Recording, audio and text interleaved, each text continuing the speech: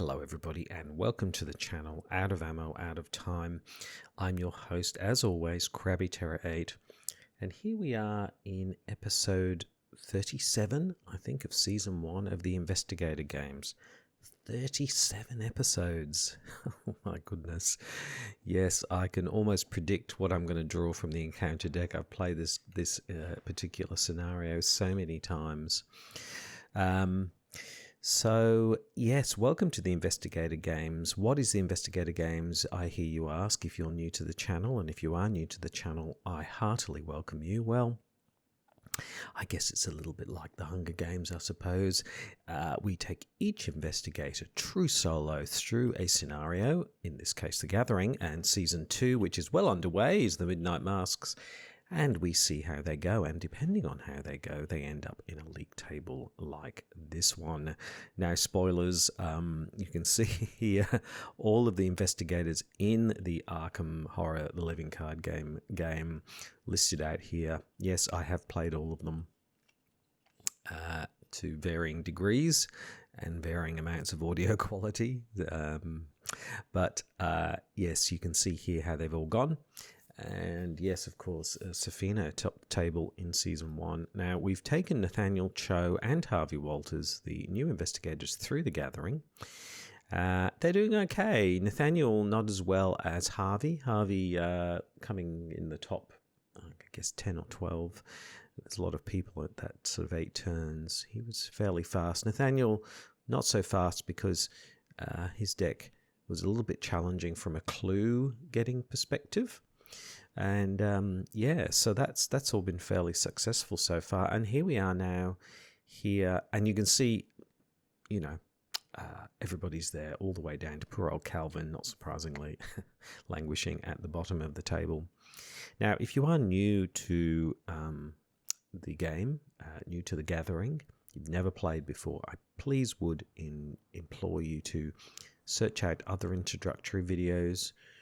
Play yourself first. I'm assuming that you at least have a passing knowledge of how to play.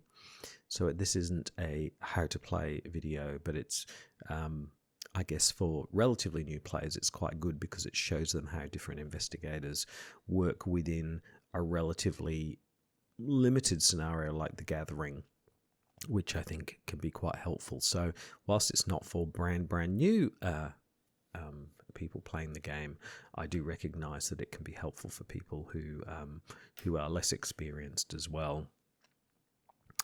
Now, yeah, so enough about all that. So, yes, here we are with Winifred Habbamock. Wow, what a name. Or Wini, I think, to her friends.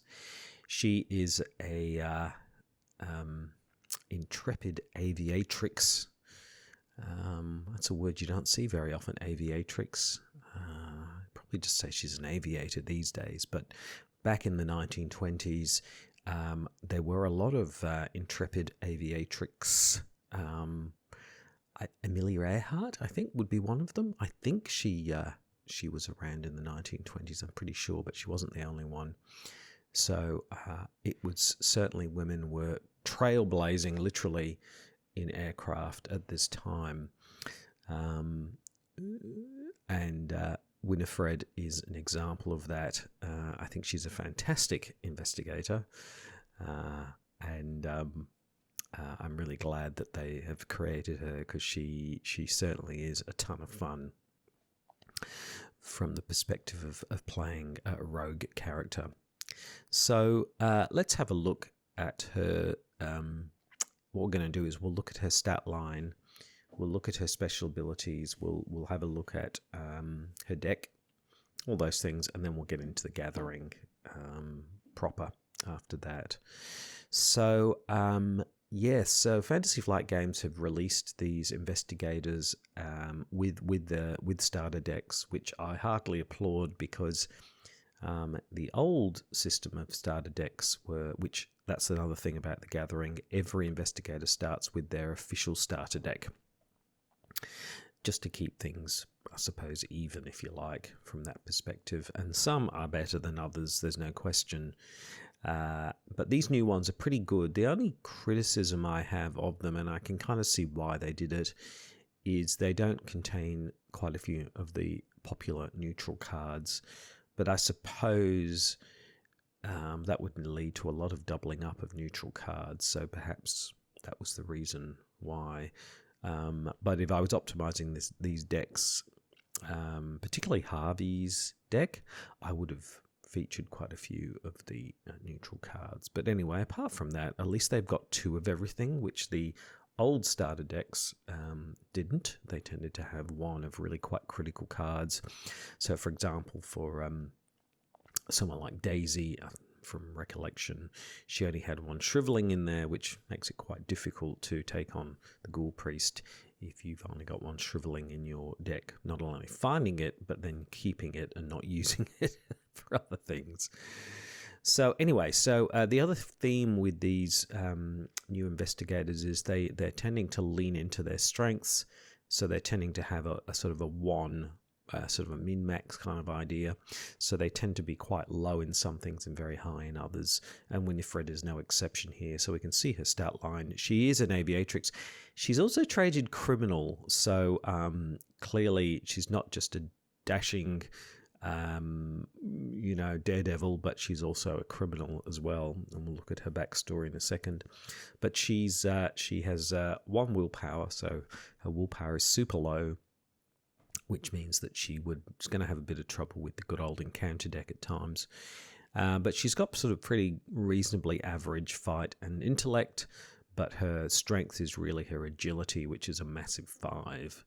So evading enemies and using agility to her advantage is a big part of playing Winifred, and sort of plays into her being a daredevil, as do her special abilities. Now, Winifred has a free trigger ability here, which is her special ability. So if 2 different non-weakness cards you control are committed to this skill test, so you're doing a skill test, say evasion, you commit 2 different non-weakness cards are committed, and they have to be what you control, so it's not other people throwing them in. Then you can draw a card. Now, this is where we get into funny business with timings. And so one of the things you might wonder is, if you draw the card, can you then commit that card to the skill test? Well, the simple answer is no, you can't, because if you look at the skill test timings, and I'm doing this for my benefit as much as everyone else, you determine the type of skill test. It begins, you have a player window to do something that hasn't triggered yet because you haven't committed anything. You would then commit cards from your hand to the skill test, so you would commit the 2 different cards. That would then trigger in the player window, where you would draw the card, but you don't get another ability. You don't get another opportunity then to commit cards. So no, you can't do that. It's not a case of I put out 2 different ones. Oh, draw a card. Oh, put out another one. No, but you do get to draw a card. So you're essentially replacing. So 1 card commitment is essentially, 2 card commitment essentially is 1 card commitment, because you're replacing. So, and that's once per test. So you can do that multiple times. So very nice. Her Elder Sign ability is a +1. After the test ends, so at the end of the test, for every 2 points you succeeded by, return a card you committed to this test to your hand. So a little bit sort of Silas Marshy, I suppose, but what this is, and the way they describe it in the sort of the pamphlet that came with with Winifred, is the idea that you can overcommit with cards. You can throw in a lot of cards, because for every 2 points you succeed, you kind of essentially get cards back. So you can have a situation where you could commit 4 cards. As long as there's 2 different ones, you get to draw a card, and then if you over succeeded by 4 points, you can take 2 cards back as well. So there's this sort of idea of being a daredevil, really going big or going home kind of idea. You're really kind of overcommitting in a big way. Sort of really leans into that kind of roguelike play, which I have to admit is not really my style. That's not my style of doing things. That sort of high stakes gambling kind of idea. Some people really like that. It's not something, it's not a style I feel very comfortable playing, but that's okay. We'll have a bit of fun with it. And there we go. I can top that. And she has a very, very respectable 8 physical and 7 mental strength. So, can stand up to most things pretty well. So that's Winifred from that perspective. So now if we just flip the card over and have a look at the other side, like all of these decks, they are really straightforward in terms of deck building. No funny business. Just 30 cards, plus the additional required ones.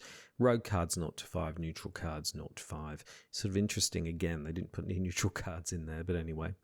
And then there's the anything you can do better, and arrogance, and a random basic weakness. So here's the background for Winifred. Winifred, Weetow as her parents know her, Winnie to her friends, was one of the smartest kids in her reservation school. I see. However, her reckless attitude and lack of respect for authority meant she often got herself into trouble. The course of her life changed forever when she found an old biplane in a farmer's garage and decided to take it for a spin. The owner, a former pilot in the Great War, was awestruck by her natural talent and offered to teach her what he knew. Now Winnie is known as the Woman Without Fear, showing off her skills in barnstormers all across the country. That nickname would be tested when, during one of her shows, she spotted a creature she could scarcely describe, a thing with leathery wings and a single mutated pus-filled eye. There we go. So that's Winnie. Let's have a look at her deck and how that sort of works. So here's her signature card, which is a skill test with, is that 6? Yes, 6. 6 question marks, 6 wild cards. You can commit this to any skill test you're performing. As we saw, you can, that plays into the idea that you can, you can, 2 different non-weakness cards, committed, draw a card, and also I suppose if you do your Elder Sign, it would also help with that. There you go. So she's real daredevil. On that, her signature weakness is arrogance. You must commit arrogance to each eligible skill test you perform. This skill's icons subtract from your skill value instead of adding to it. If this test succeeds, return this skill to your hand. So it's you keep having to do that until you fail, essentially. Now we did draw a random weakness, which doesn't really fit with Winnie, but anyway, Silver, Twilight, Acolyte. I suppose something like Overzealous would be a good card, I suppose, from a kind of a thematic perspective. And there is a new signature card. I think it's called Reckless, which is a new basic weakness, but we didn't get that one. So we just got a Silver, Twilight, Acolyte. So there we go. Now, there is a new ally in the deck, Lonnie Ritter, the feisty mechanic. And here she is bringing her skills to bear on the engine. You get +1 fight if you've got Lonnie on board. She's 2 health, 3 mental strength. And again, there's a free action here. Fairly pricey, I have to say, but exhaust Lonnie Ritter and spend a resource. Choose an item asset controlled by an investigator at your location. Heal 1 damage from that asset and 1 horror from Lonnie Ritter. So there you go. I suppose that's things like we have in the deck here. If you've got the leather jacket, which is a fast asset, and shields you from damage would be a good example. So there's a nice little sort of effect there. Yes, so there we go. Now, like being a rogue, there's lots of cards which allow Wini to sort of pull off fairly daring feats and things like that with skill tests and events. So here we are, Daredevil. There's no exception. It has a wild card pip. It is traded, fortune, and practiced. After you commit Daredevil to a skill test, discard cards from the top of your deck until you discard another skill you can commit to this test. So that fits with that idea of being able to commit 2 different skill cards. Commit it, shuffle each weakness that was discarded by this effect back into your deck. So there we go. We've got a couple of those. We've also got Daring Maneuver, which is not new I don't think, but fast. Play when you would succeed a skill test. You get a +2 skill value for this test. Cheap Shot. Yeah, add your agility value to your skill value for this attack. If you succeed by 2 or more, automatically evade the attacked enemy. Good card. Then, of course, Opportunist, which is a similar idea. You commit it. If you succeed by 3 or more, you can put it back in your hand.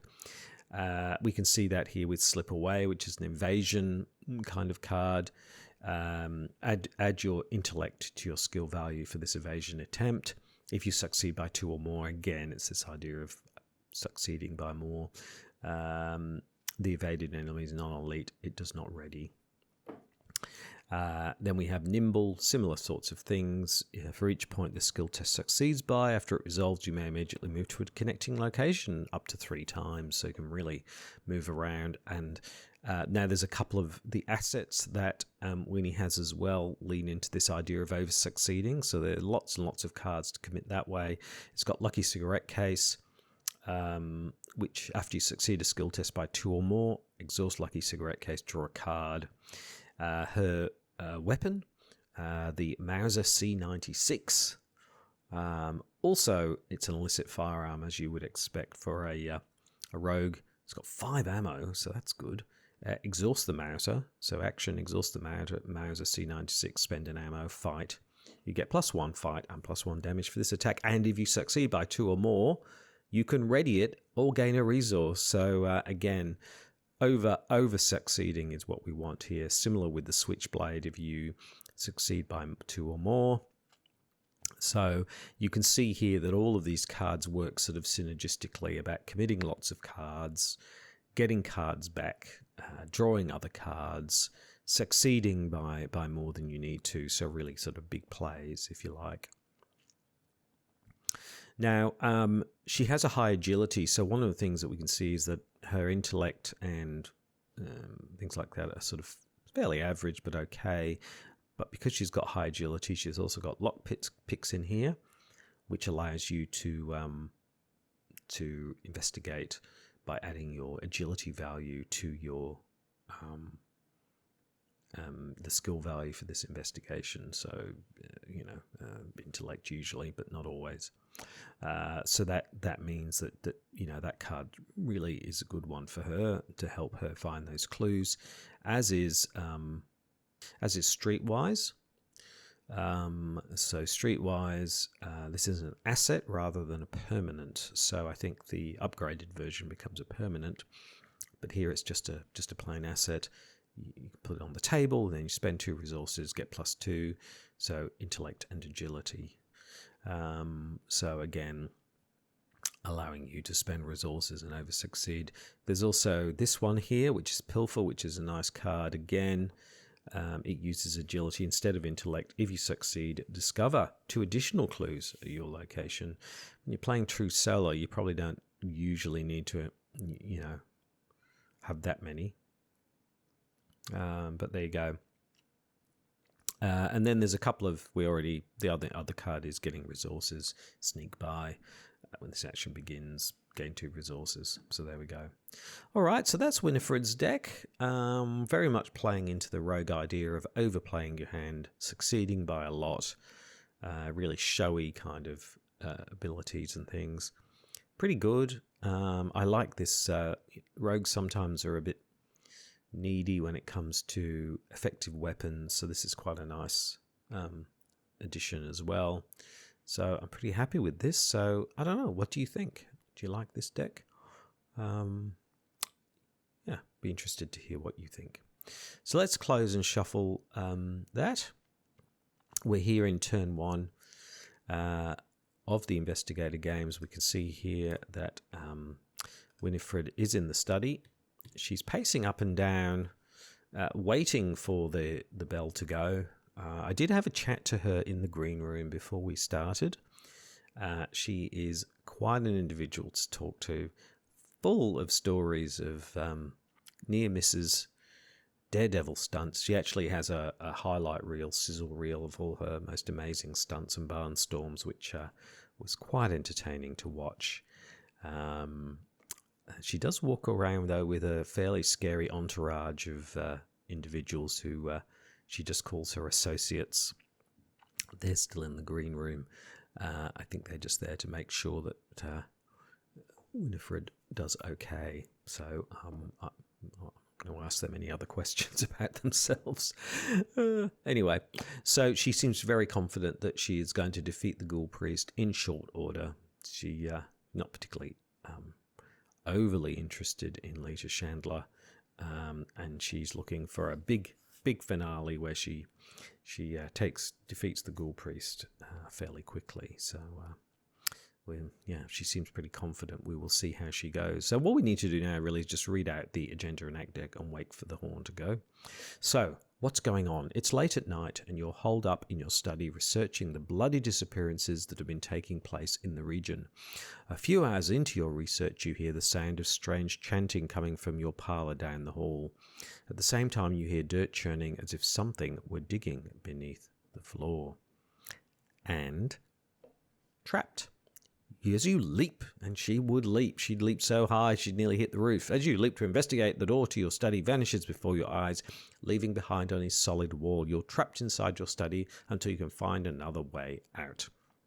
Now, of course, I've put out these don't normally exist at the beginning of the gathering. I just put them out so I don't have to put them out later. Of course, our study is the only location at the moment. So there we go. Guess I should shuffle up the encounter deck as well. Shuffle that up. So that's all shuffled up. And I guess all we're waiting for now is, Winifred's looking at her watch. I guess all we've got to do now is just wait. There it goes. There goes the horn. The crowd goes wild. Winifred waves elatedly to the crowd. And we are ready to start the Investigator Games.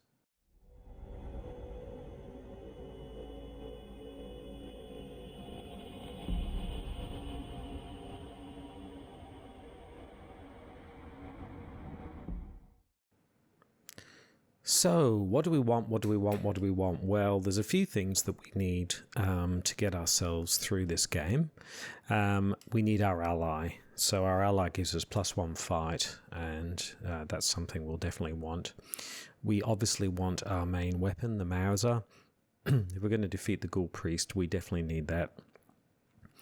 Apart from that, the main thing is the lockpicks. Yeah, they would also be good because I think with the lockpicks we can probably get through and get most of the clues that we need pretty easily, given that it gives us an 8.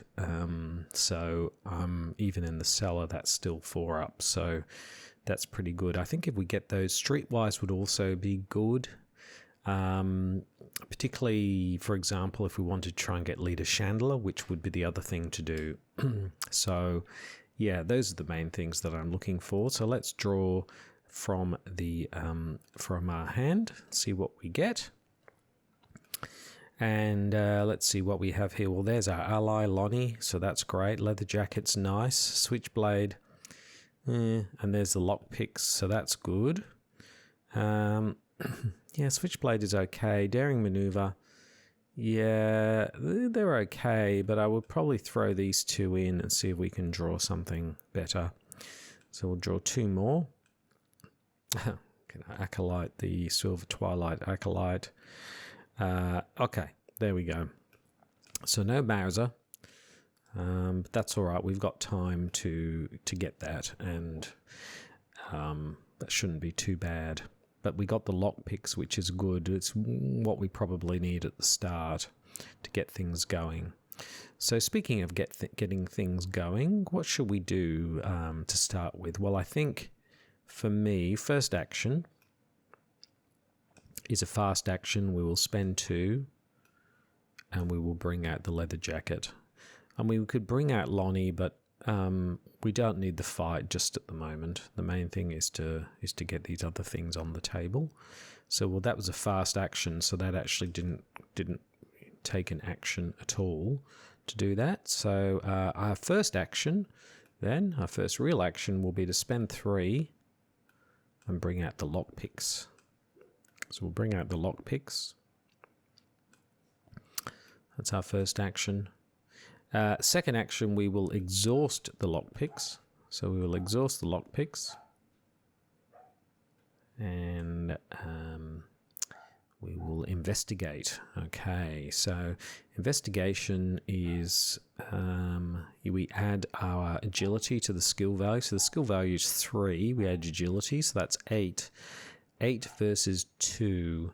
So we're 6 up, aren't we? We're 6 up, so that's pretty good. We can't commit 2 different cards, so we can't sort of commit and draw. So I think we just go ahead and do that. Let's see what the Chaos Bag has. A 0, so we succeed and get that clue. We succeeded by at least 2, so we keep the lockpick. So that's very nice. I want to keep this card, Pilfer, for the seller, I think. So I think for our third action, we just go ahead straight up and investigate a 2 versus a 3. A 2 versus a 3. A Chaos Bag gives us a -1, so that's also a success. But if you fail, take a horror. Well, we didn't fail. So there we go. That's a pretty good start all up. So in the first turn with Winifred, we had a fast action with our leather jacket. We then brought out lockpicks that used all our resources, but then we used the lockpicks to successfully get a clue, and then without the lockpicks, we got the second clue. So we could throw the clues in now and move to the hallway, but we might get a ghoul minion or something. So let's wait and see what happens. But that's a pretty fast start. We'll be ready to roll next time. So we move into the... Oh, hold on. I've not got my...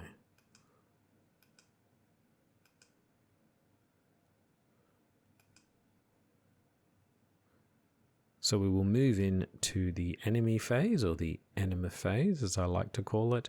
There are, of course, no enemas to speak of, so we move into upkeep and we get streetwise. That's very nice. We don't really have many resources, but that's a nice card to have on the table. Okay, so from there, we, of course, move into the Mythos phase. First Doom is down. Let's see what the encounter deck has for us. And what we don't want to get is anything to do with willpower, because there's one thing about this deck that, having sort of tested it out a few times, that I've noticed is that it's not really designed for Frozen in Fear. It's not really designed for things like Rotting Remains. So it's not really, there's no guts in it or anything like that. So that's probably the biggest problem with it. So let's see what we get from the encounter deck. Speaking of which, we get a Ravenous Ghoul. Well, I'm glad we stayed in the study. There we go. That's a bit of a free pass. So we get 3 actions for Winifred. And before we start, we will throw in the 2 clues. So we will flip trapped to Act 2A. You notice that the edges of your newly purchased rug are tattered and mud-stained.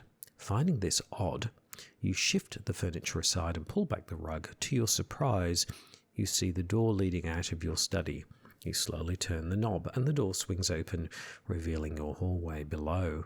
You jump through the doorway, landing on your feet on soft dirt. The door to your study slams shut above you. The smell of burning wood fills the narrow hall, intermingled with the scent of rotten decay. Put into play the hallway, cellar, attic, and parlour. Discard each enemy from the study. Discard the study. And we remove this card and we end up in the hallway. Very nice.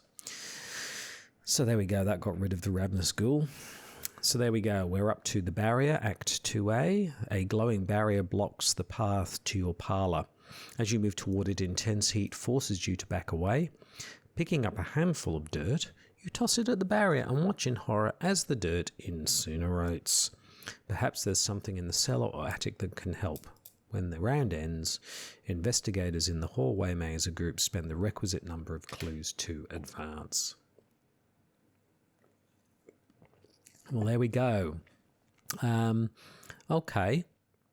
So there we go. We're doing pretty fine, actually. We're only in turn 2. We're already in the hallway.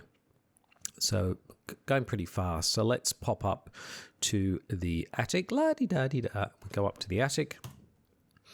Yes, 2 clues in the attic. And the sight of such a narrow attic and trying to barnstorm that just fills us with horror. So we take a horror. Take a horror. There we go. Okay, so what should we do here? I think we could bring out Streetwise, but I'm thinking we just go ahead and just get these clues. I don't see why we wouldn't. So let's first of all use this and exhaust the lockpicks. So exhaust the lockpicks, which gives us a massive 8 versus 1. So unless we auto fail, I think we're fine. We get a -2, so that's fine. We succeed, no problem at all. That's our first action. Sorry, our second action, because we moved. For our final action, we'll go ahead and investigate again. And again, it's a 1 versus a 3. Are we putting anything in? Oh, I'm not really committing any of these cards. So it's just a 1 versus a 3. And we get a tablet, which is a -2. If there's a ghoul enemy at your location, take a damage. There isn't, so we succeed again. There we go. So we get the 2 clues, which means, yes, and the crowd goes wild. We get our first victory point, and it is only turn 2. So Winifred is absolutely blazing through this. What a trailblazer she is in every sense of the word. My goodness. I don't think anybody's... I'm sure someone else has done it as fast as this, but that is super fast. Okay, so that was a pretty good round. We started in the study with a Ravenous Ghoul, but we threw in our clues, got into the hallway, so we got up to the attic, and then we successfully investigated twice. So next time, let's get ourselves down to the cellar and probably... Do we need Streetwise? Well, no, because we'll probably use Pilfer. Instead, and we don't have a lot of resources, and we need to get or do we need to get Lonnie out? Because what we might be doing is getting ourselves yeah, depends what cards we get. Okay, anyway, let's move forward.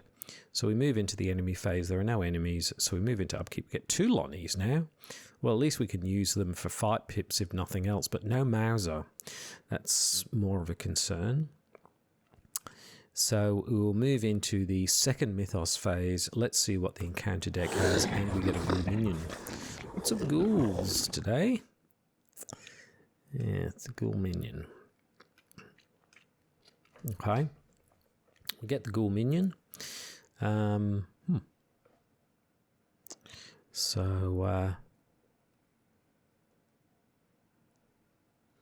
Fortunately, we can't do more than 1 point of damage at the moment. So let's move into the investigation phase. 3 actions on to Wini. Now we've got a choice here. We could just straight up evade this ghoul minion, and then we can just get ourselves down to the cellar. There's not a lot of point fighting the ghoul minion. We don't need to be here, so I think I'm going to do that. I'm just going to straight up. It's a 2. We are a 5. A 5 versus a 2. The chaos bag gives us a 0, so we succeed and exhaust. Where's she gone? The ghoul minion, and then we will spend 2 turns getting ourselves down to the cellar. Yes, and as we're racing, because we really are racing, we're running like a maniac through this, we trip on the stairs and go tumbling down into the cellar, and of course we take a damage. Yes, so let's take a damage. So there you go. It's been quite a speedy. We haven't really been using our actual abilities or anything, but we've had quite a speedy time so far. The lockpicks have been great. We've been able to do things super fast. It's turn 3 and we're already in the cellar, so this could be a record-breaking run the way that we're going. The main thing is, though, we don't have a Mauser, so we really need a weapon if we're going to take on the Ghoul Priest. So I'm hoping that is going to happen relatively soon. So yeah, let's move into the enemy phase. There are no enemies. Well, there are enemies, but they're exhausted. We move into the upkeep phase and we get nimble. Okay, so this isn't much use in the gathering, although it would be, if we need to evade the Ghoul Priest, we could then pop into the parlour without having to take an action, which could be nice. Okay, so here we go. We move into the turn 4, third one for the agenda, which of course activates. So we will just get rid of those and flip that. And let's read this. Your house continues to change before your very eyes. The walls have decayed and the ground in many rooms has turned to dirt. It's almost as if you've been transported somewhere else entirely, although every now and again you recognize elements of your former home. There's that broken propeller that I keep on the wall. Ah, yes, there's a picture of me with the president after I barnstormed 50 barns in 30 minutes. There you go, that kind of thing. The lead investigator must decide, choose one. Either each investigator discards one card at random from his or her hand, or takes 2 horror. I don't want to lose any cards, to be honest, so I'm going to take the horror. Yeah, and then we'll watch us get a rotting remains. Okay, let's get rid of that. And we are up to Agenda 2A, Rise of the Ghouls. The floor beneath you is giving way, and you see a vast network of tunnels twisting into the darkness below. Shapes and silhouettes of strange creatures move swiftly through the tunnels, trying to find a way up. You probably don't want to be here when they do. Okay. Let's see what the encounter deck has for us. And the encounter deck has Dissonant Voices, Still Lives. Okay, can't play assets or events. No biggie.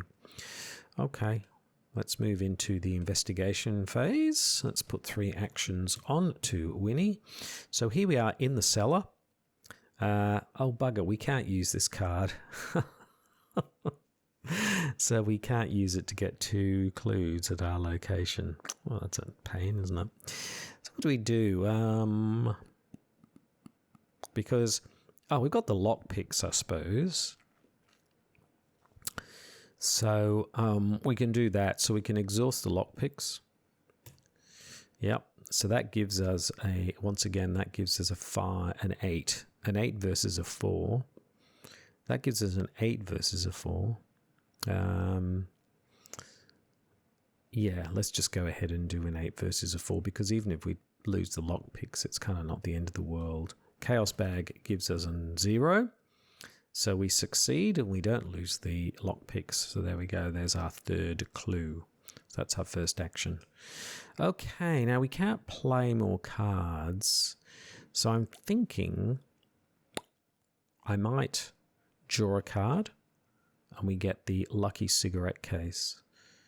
After you succeeded a skill test by 2 or more exhaust. And then what I might do is I might bring out Streetwise. Just doing a bit more setup here. So there we go. That means we've got some extra ways of spending our resources. So that was our other 2 actions. So hopefully we can use... No, we don't need to use that. We can just use lockpicks next time. So that kind of slowed us down a little bit. But next time what we'll do is we'll get this clue and we really need the Mauser. And that's going to cost us as well. So that's going to be we'll need the resources for that. So let's move into the enemy phase. No enemies to speak of. Well, they are, but they're up in the attic still looking for us. Where's she gone? So we will move into the upkeep phase. Still no weapon. We get rid of Dissonant Voices. That goes. So let's move into the Mythos phase. First Doom down on Agenda 2A. Let's see what the encounter deck has. Yeah, swarm of rats. Okay, no biggie. Okay, swarm of rats. All right, let's move into the investigation phase. 3 actions on to Wini. Well, let's go ahead and just fight these. We are a 3. I don't really want to commit anything to it because I want to keep these for the Ghoul Priest. So it's a 3 versus a 1. Let's go ahead. 3 versus a 1. We get a -1, so we succeed and we kill the rats. That's the first action. Second action, let's exhaust our lockpicks again. So we're now an 8 versus a 4. An 8 versus a 4. Do we... Well, we can't commit 2 different cards, so that's no good. Let's just do an 8 versus... 8 versus a 4. So our second action, we will investigate. 8 versus 4. Chaos Bag gives us an Elder Sign. Yeah, every 2 points you succeed by return a card you committed as test your hand. Well, I didn't commit any, so yeah, I mean, that's the only problem with the Elder Sign effect. You never know when it's going to come. But anyway, we succeeded. We didn't lose our lockpicks. So that's good. So we've got 1 action left. What do we do? Do we draw a card or do we move back to the hallway? Let's move back to the hallway so we're ready. Now, we're not ready yet. We need our weapon. So that's the thing we've got to find. And once we've got that, I think we're okay because I mean, the other thing is let's have a look here. We've got 1, 2. We could probably look to get Leader Chandler on board. Yeah, so that's something to think about. Or we just put Lonnie Ritter in and just go for it. The only thing is that Leader Chandler gives us an extra point of damage. But we could also commit these to the fight as well. Okay, so we move into the enemy phase. There is an enemy not doing anything. Upkeep phase, we get a daring maneuver. Okay. All right. Okay, still no Mausers. That's annoying. Okay. So we move into the Mythos phase. 2 Doom a down. Let's see what the encounter deck has. Obscuring Fog. Obscuring Fog in the hallway. Don't get that very often, do we? It's totally pointless. Totally fine. Let's send that to the back. There we go. Okay. So we will move into the investigation phase. It's turn 6. 3 actions. This is really frustrating because it would be really awesome to take on the Ghoul Priest, but without the weapon, we can't do that. So I think it's just... I mean, do we bring out Lonnie?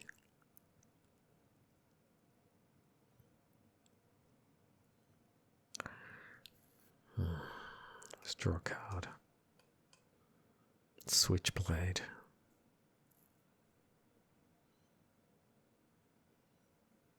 Let's draw again.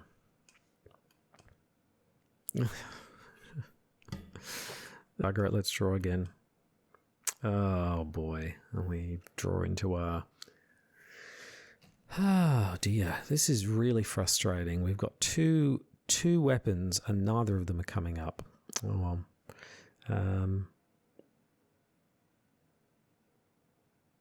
Okay. So we move into the enemy phase. There is an enemy, but they're not doing anything. So we move into upkeep, and we've got to discard cards. Okay, now of course we can't discard our weakness, but we can discard something else. So what don't we want here?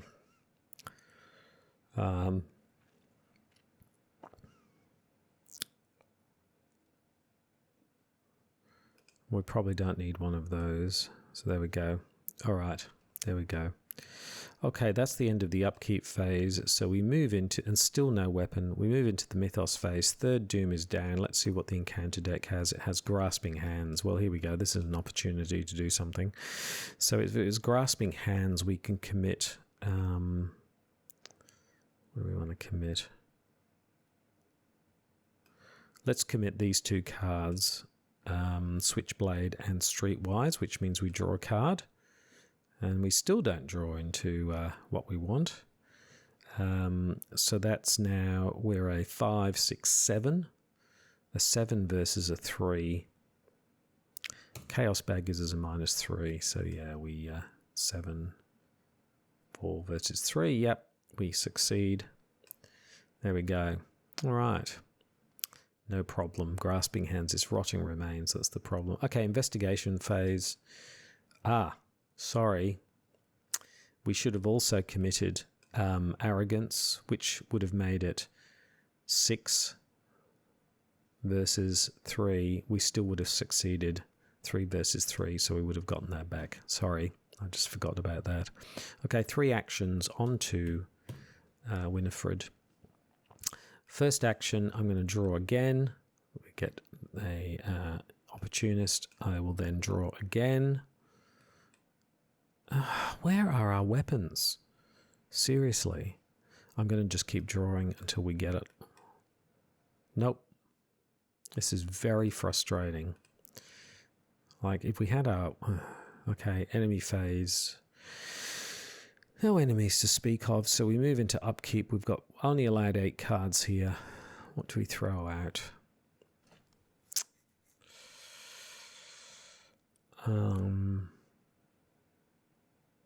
It's getting harder and harder to know what to throw out here. Nothing with a fight pip on it.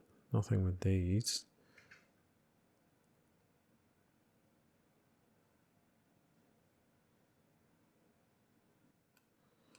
So let's move into the Mythos Phase.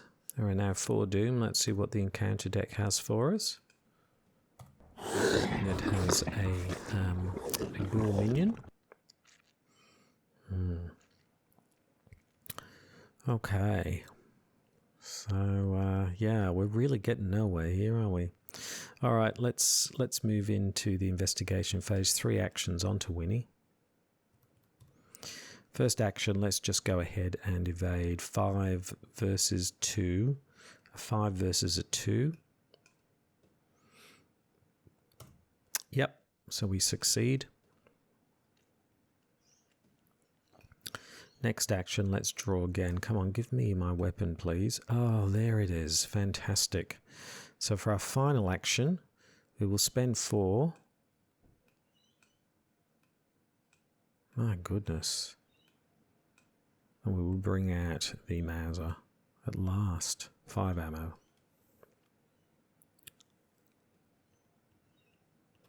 Okay, great. Okay. All right. Now we can get somewhere. So in the enemy phase, the enemy is exhausted. So in upkeep, we have to select 1 card here. Oh, and I just realized we should have committed our arrogance, but we would have succeeded. So, well, we don't need to because the Silver Twilight Acolyte comes out. Oh my goodness, look at this. Okay. We're in all kinds of trouble here now. We can't do a mass evasion, so I think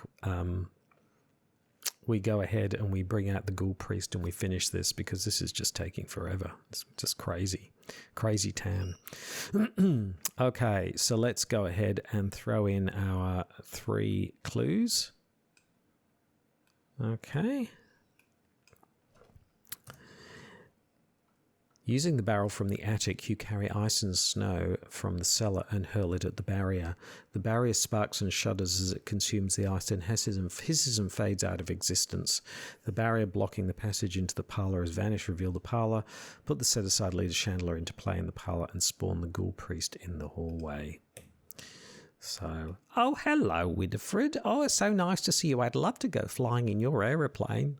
Hello, I brought the boys. We're going to bash you, Winnie. There we go. Yes, this is going to be interesting.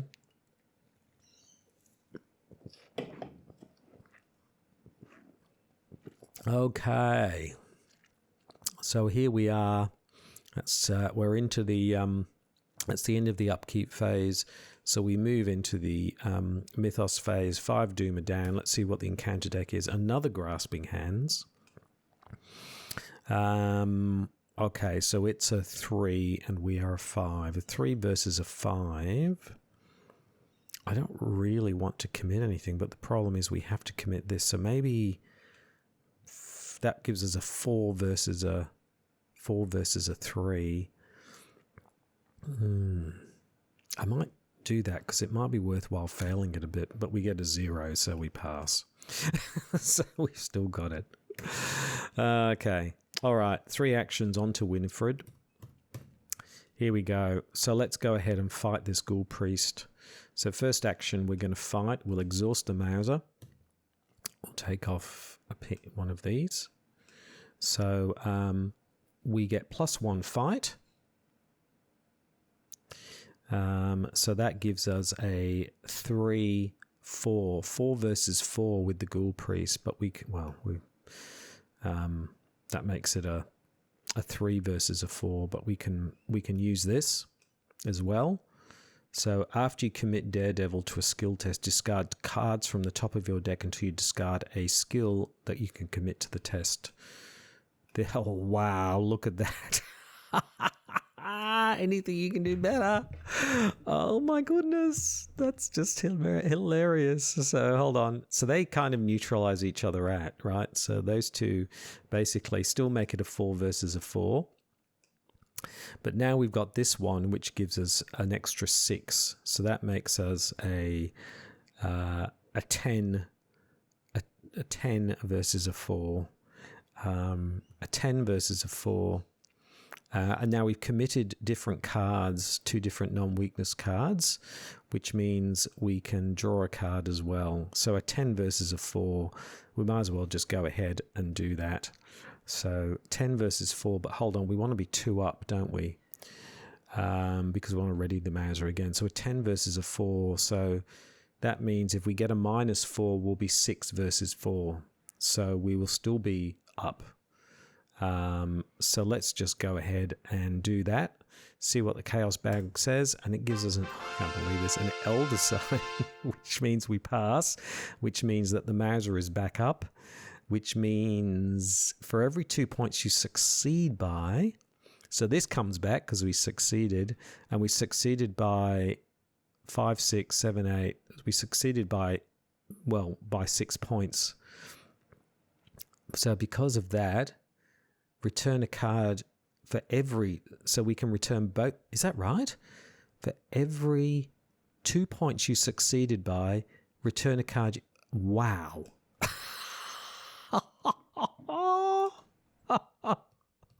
That's incredible. We have a card full of hands again. This is just so over the top. It's hilarious. So that was our first action. Let's do it again. Second action, we will let's commit this again. Anything you can do better. Let's commit Daredevil, which means again we've committed 2 different cards, which means we can take another card and we get another Daredevil.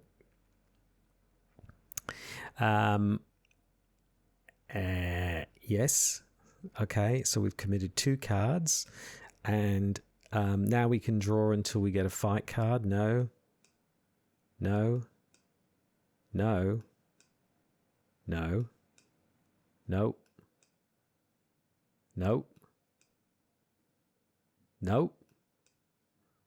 Ah, yes. Okay. But we haven't yet, but we've basically burned through our whole deck. That is hilarious. Okay, so we've now committed an Opportunist. So we now are a 3. We've got to exhaust this again. 4, 5, 6, 12. A 12 versus a 4. 11 versus 4, sorry. 11 versus 4, we get a Occultist -1. If you fail, take a horror. We don't. We absolutely succeed. We succeed by 3 or more, so we get the Opportunist back, but we do lose these 2 cards in the process. And another 2 damage on to the Ghoul Priest. Ow! And we get to ready the Mauser again. Wow. Final action. Here we go. Final action for Wini. What are we going to do here? Well, again, we're going to commit Daredevil again. Oh, we've got to shuffle them all into the deck, which means we take a horror. We take the horror. Yep. Let's just shuffle it up again. And let's draw until we get a fight card. No. There is a fight card in here, isn't there? No. No. No. No. Oh my goodness, isn't there one in here? Oh, maybe there isn't. Oh boy. Ah, of course, anything you can do. Which means we draw a card because we've committed 2 different cards. So we are again, I can't believe this. This is just incredible. 1, 2, 3, 4, 5, 6, 7 plus 4. Plus 4. 8, 9, 10, 11. 10. So that's a 10 versus a 4. A 10 versus a 4. The crowd hushes as Winifred again leaps into the air and aims her Mauser at the Ghoul Priest. And we get a 0 and the Ghoul Priest dies. Ah! And there we have it, ladies and gentlemen. Oh my goodness. How was that? Wow, that was one hell of an ending. Ooh, just incredible. I wasn't expecting that at the end. It took us till turn 9. Winifred started absolutely blazingly fast. But the problem that we had was that our Mauser, which we absolutely needed, was right down towards the bottom of the deck, which meant we frustratingly had to keep drawing and drawing and drawing and drawing. I'm glad we didn't bother bringing Lonnie Ritter out. We really didn't need her.